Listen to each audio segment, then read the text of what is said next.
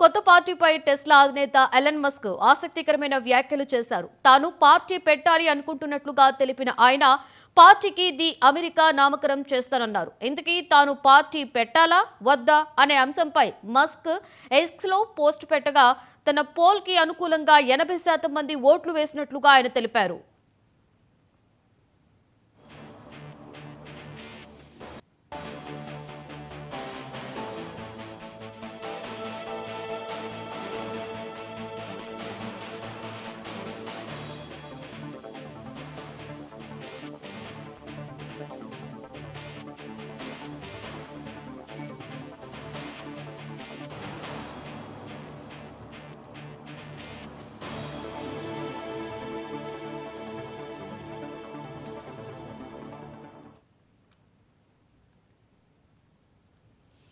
Gachibowli